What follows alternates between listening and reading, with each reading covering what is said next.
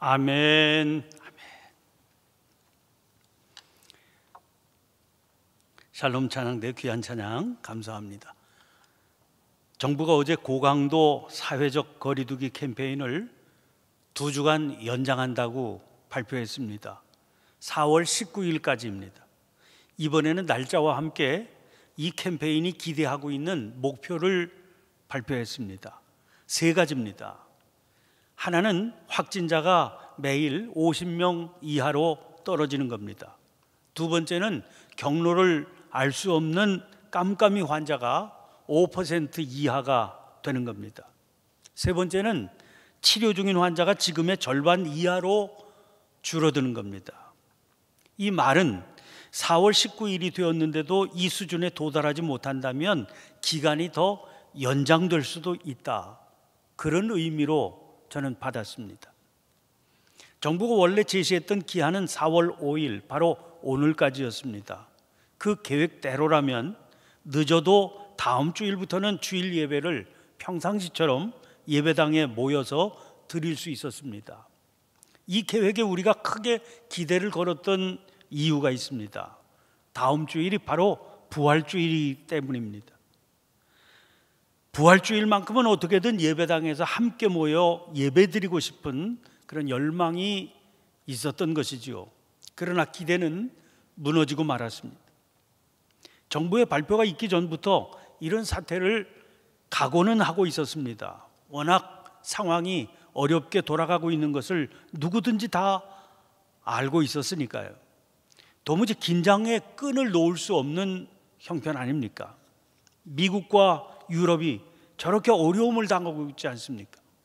가까운 일본은 마치 시한폭탄 터지기 직전 같아 보입니다.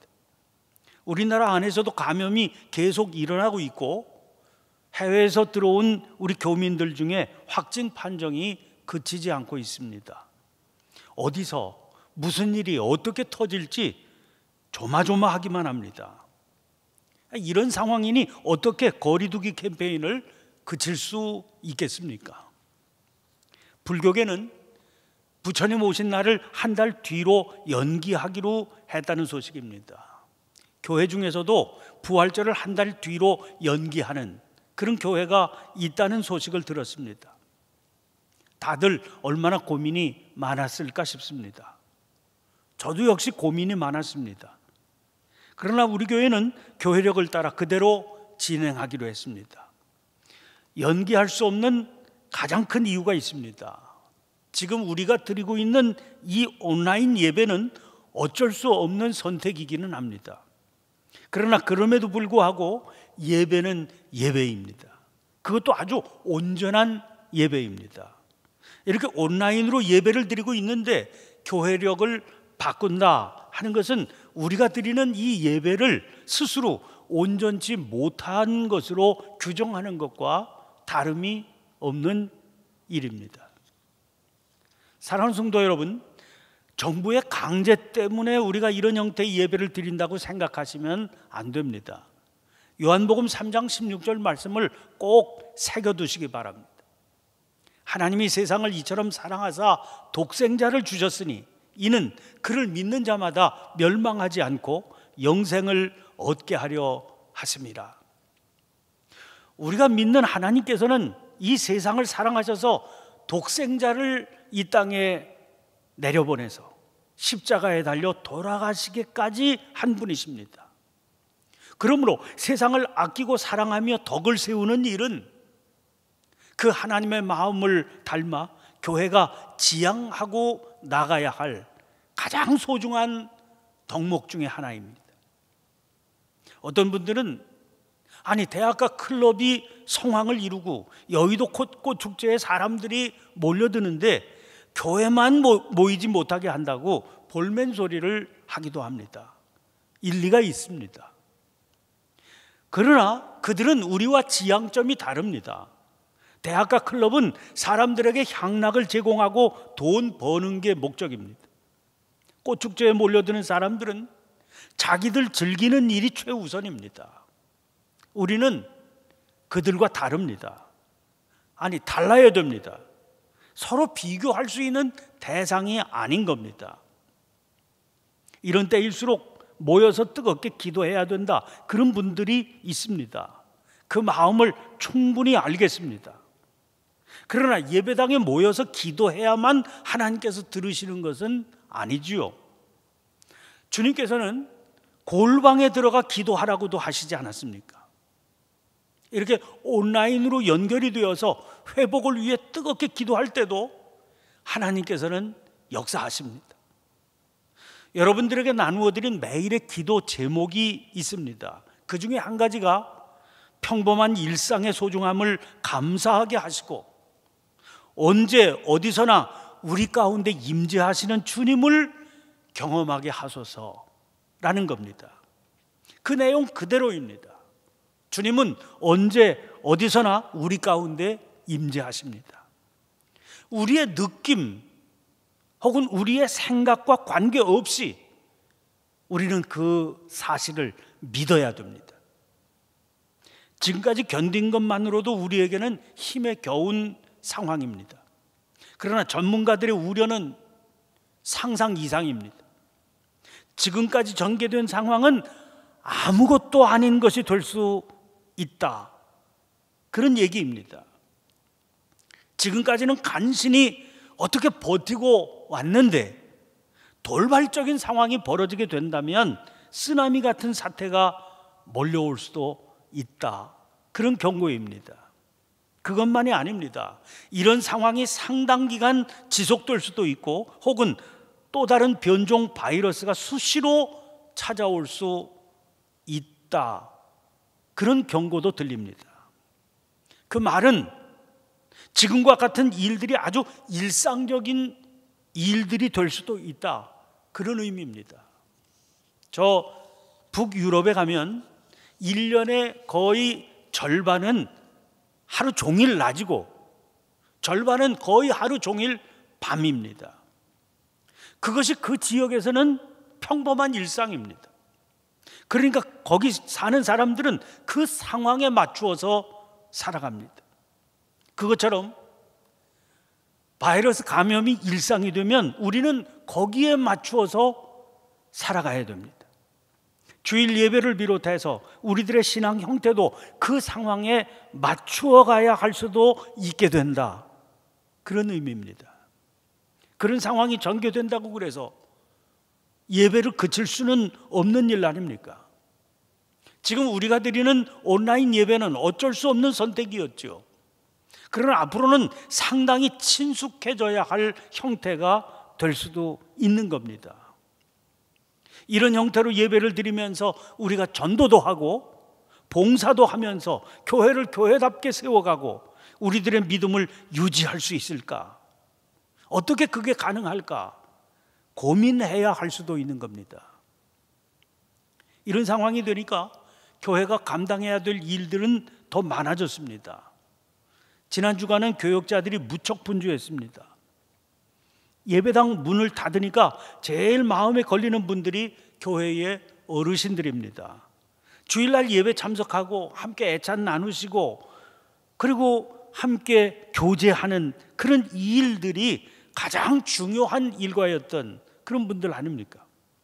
게다가 어르신들은 인터넷과 친숙한 분들이 아니라서 지금 상황이 너무나 힘겨우실 겁니다. 7부장 회의에서 신방 키트를 만들어서 이분들을 신방하자, 그런 안이 나왔습니다. 소식을 듣고 장로님들 중에 몇 분이 구하기 어렵다는 마스크 또 손 소독제를 다량 기증하셨습니다. 다른 비용을 시무 장로님들께서 헌금하셨습니다. 그래서 지난 주간 내내 교역자들이 어르신들 댁으로 찾아가서 나누어 드렸습니다. 장로님들이 비용을 맡아주셔서 교회가 비상 지출할 예정이었던 그 비용이 남았습니다. 이 예산을 형편이 어려운 지방 내 교회들을 위해서 사용하기로 했습니다. 원래 교인이 적었던 교회들 가운데 특별히 월세 지불해야 되는 교회의 어려움이 얼마나 지금 크겠습니까?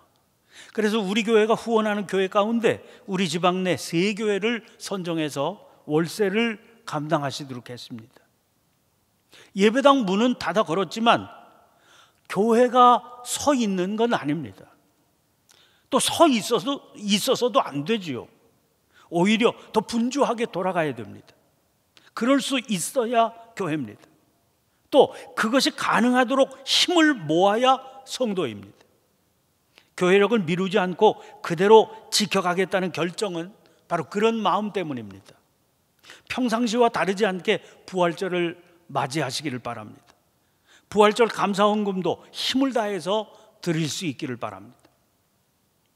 이런 마음으로 맞이한 종려주일입니다. 종려주일이란 사순절의 마지막 한 주간을 시작하는 주일을 말합니다. 그리고 이날부터 시작되는 한 주간을 우리는 순환주간 이렇게 부릅니다. 이 순환주간의 목요일에 예수님은 제자들과 마지막 만찬을 나누시고 겟세마네 동산에서 기도하시고 체포되십니다.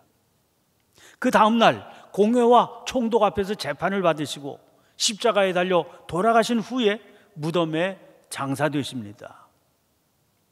그리고 맞이하게 된 안식 후 첫날 새벽에 주님께서 부활하신 겁니다. 이런 순환주간이 시작되는 첫날인 오늘을 종려주일이라고 부르는 이유가 있습니다.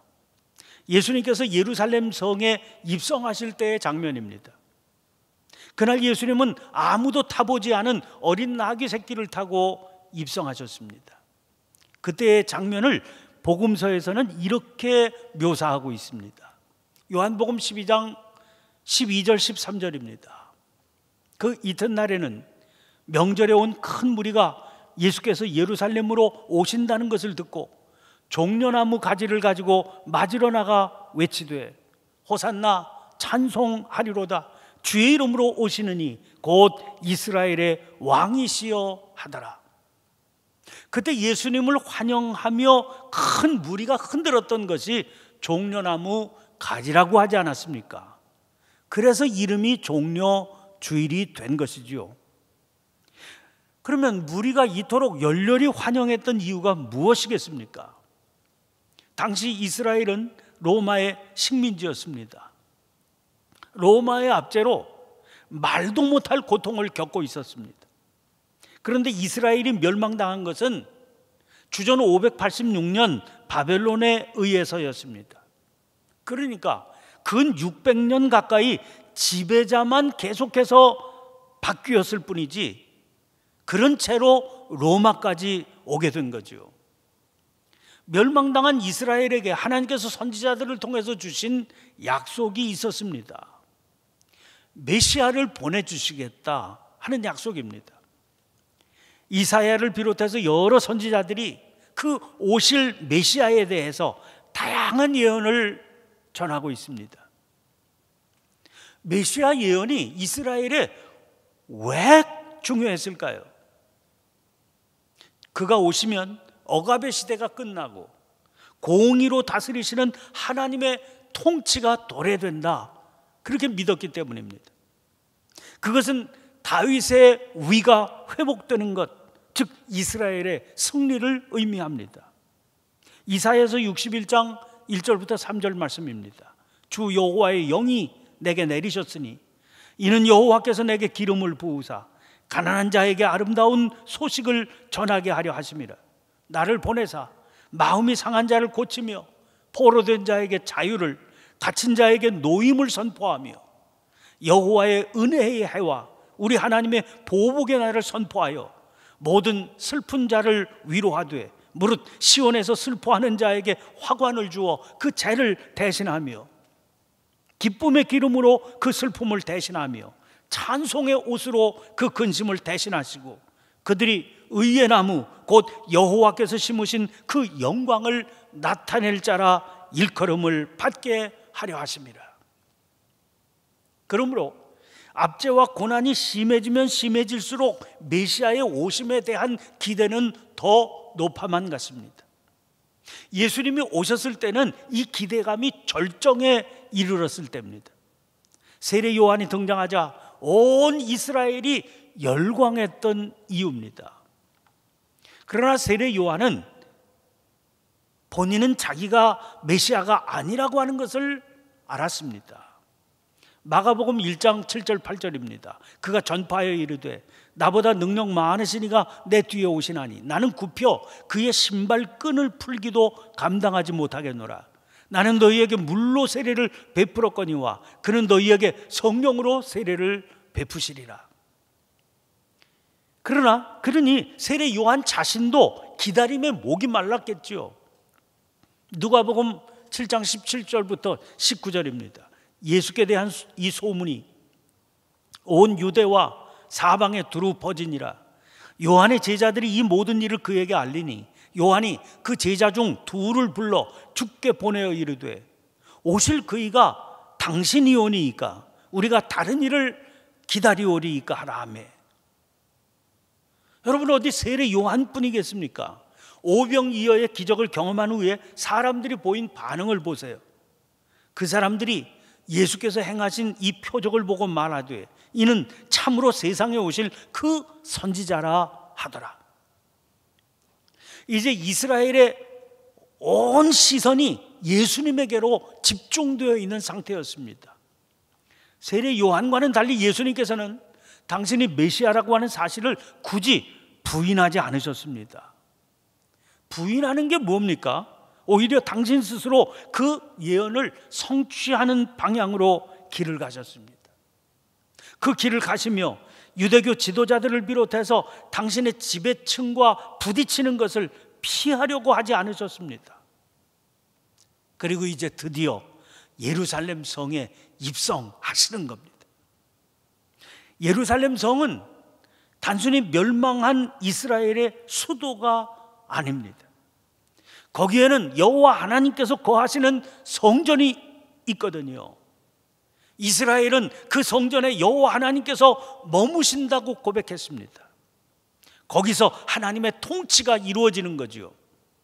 그래서 그 성전에 올라가 제사를 드리며 경배하는 것이 유대인의 의무였습니다. 진정한 메시아라면 당연히 그 성전에 올라가 좌정하고 하나님의 통치를 선포해야 마땅하지요. 그런데 메시아로 여겨지는 예수님께서 드디어 예루살렘 성전이 있는 그 성에 입성하시는 겁니다. 흥분이 최고조에 달하게 된 것은 당연한 일이 아니겠습니까?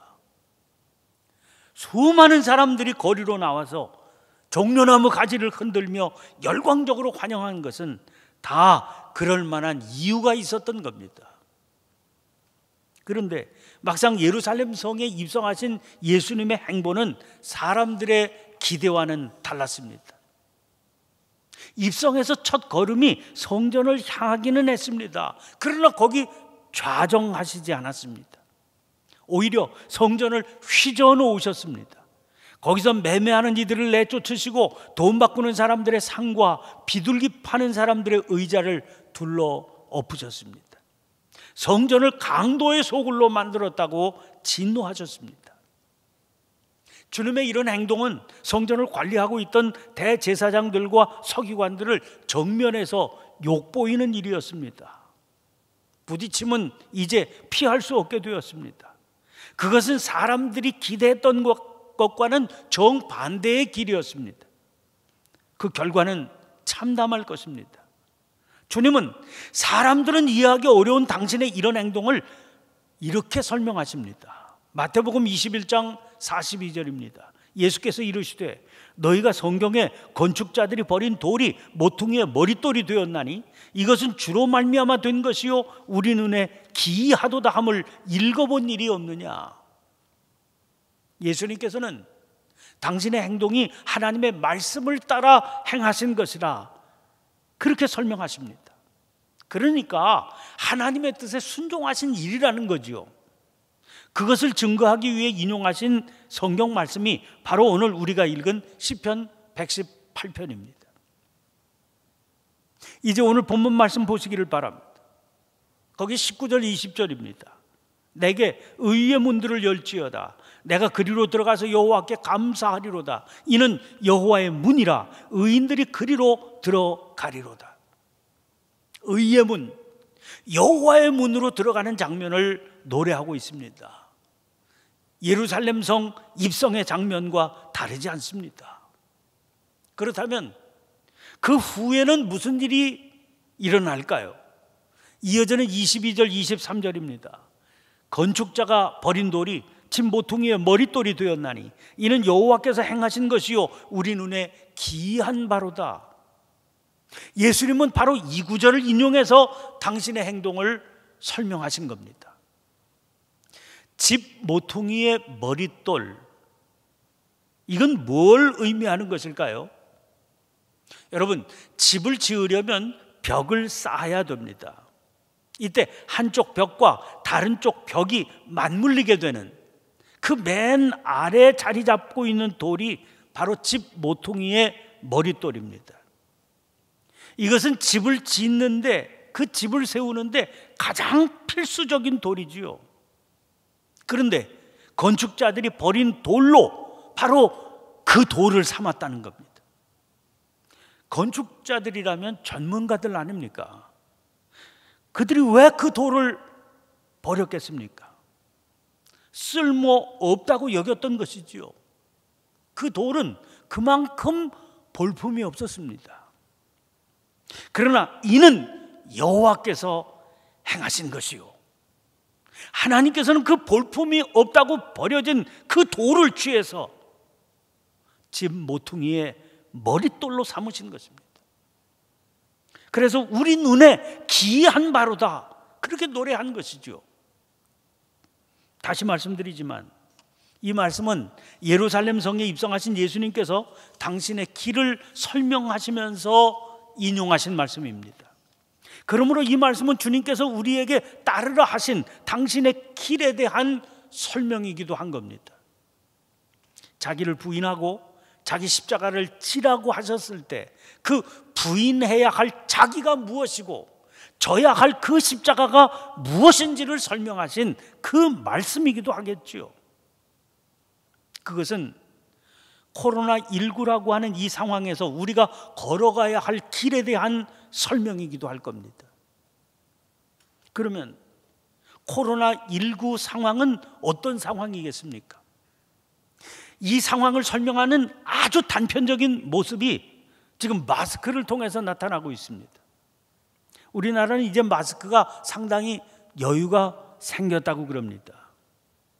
그러나 다른 나라는 사정이 전혀 다릅니다. 우리는 다른 나라, 특히 서양에서는 방역 당국에서 왜 마스크를 쓰라고 하지 않는지 이상하게 생각합니다. 물론 그 사람들이 마스크를 쓰지 않는 그런 관습도 있지요. 그러나 그보다 더 큰 문제가 마스크가 절대적으로 부족하기 때문입니다.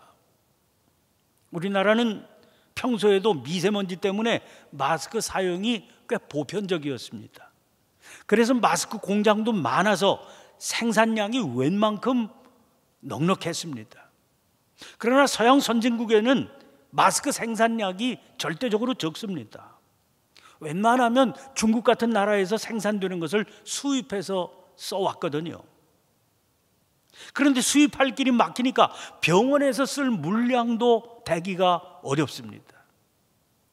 그런 판에 일반 국민들에게 마스크 쓰라고 했다가는 난리가 나게 될 겁니다.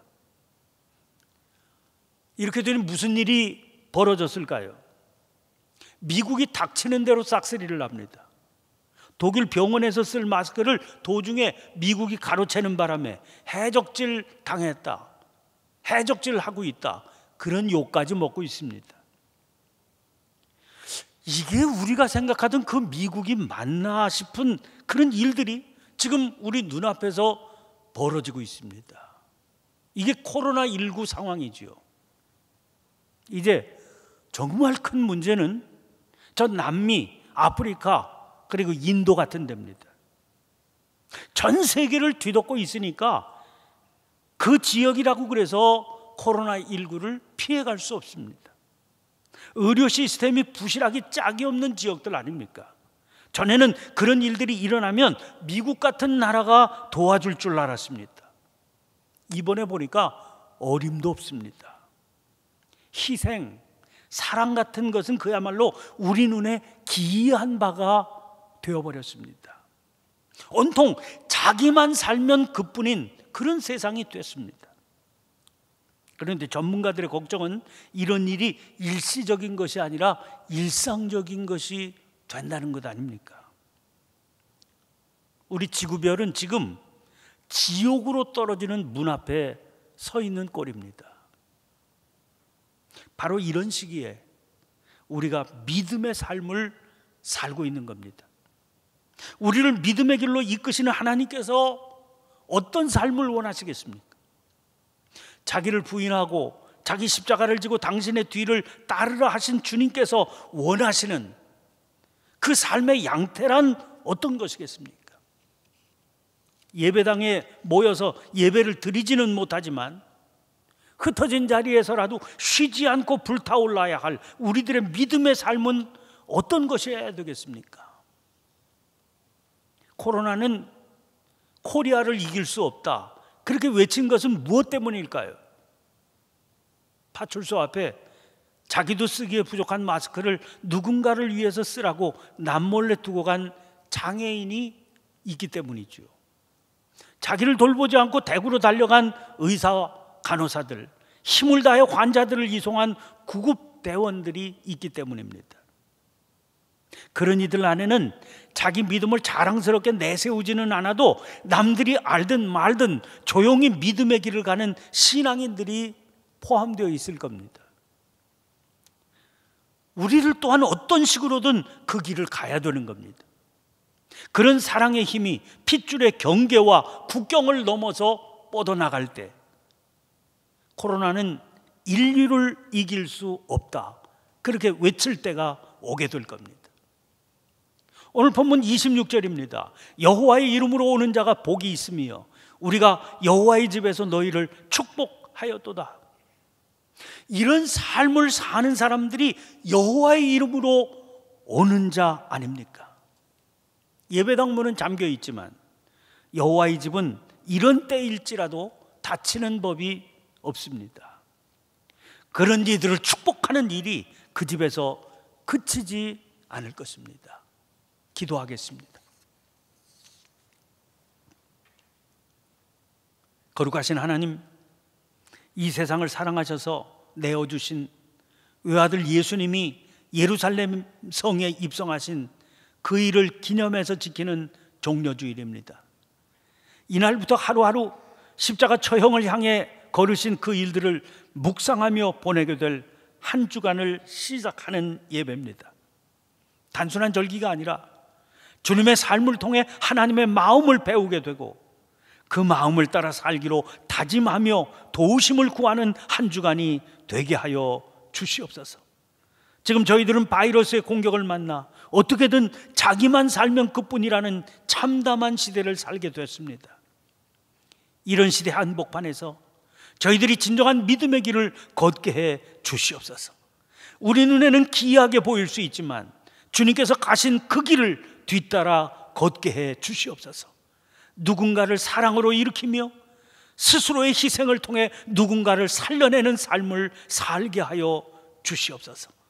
십자가를 짊어지고 죽음의 길 가심으로 우리에게 구원을 허락해 주신 그리스도 예수님 이름으로 기도하옵나이다. 아멘.